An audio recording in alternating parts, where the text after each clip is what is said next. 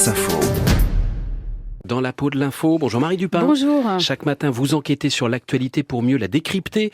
Aujourd'hui, vous vous glissez dans la peau d'une bonne résolution. Et oui, je suis cette bonne résolution ou ces bonnes résolutions qu'on prend souvent à une heure avancée de la nuit, le 1er janvier, arrêter de fumer, boire moins d'alcool, faire des économies, prendre plus de temps pour soi, se mettre ou se remettre au sport, bien sûr. Maureen Suignard acquiesce à chacune de ces résolutions. Ça en fait beaucoup, Maureen, quand même, hein? Oui, mais je vais les tenir cette année, je suis sûre. Mais aussi être plus patient, Marc, ça c'est Ça, pour c'est vous. pour moi, merci.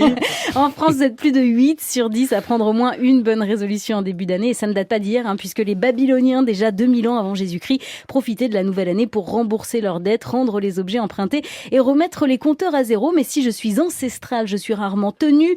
88% d'entre vous, à part Maureen, ne tiendront bon que C'est pendant... sa fête, en tout cas.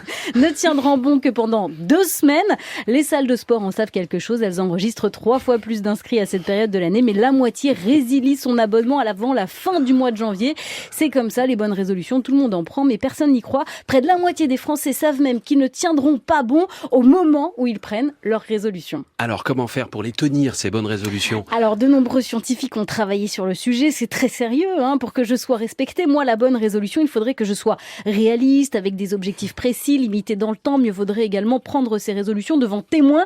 Mais l'étude la plus récente, publiée dans une revue américaine, a peut-être trouvé la solution. Il suffirait de mieux formuler sa résolution, ne plus dire « je vais arrêter de », mais « je vais me mettre à ». Ne plus éviter une mauvaise habitude, la remplacer par une bonne. Ne pas arrêter les sucreries, mais manger 5 fruits et légumes par jour. Ne pas décider d'arrêter de passer ses soirées sur les réseaux sociaux, mais d'organiser plus de dîners avec ses amis, d'aller au cinéma 1 fois par semaine.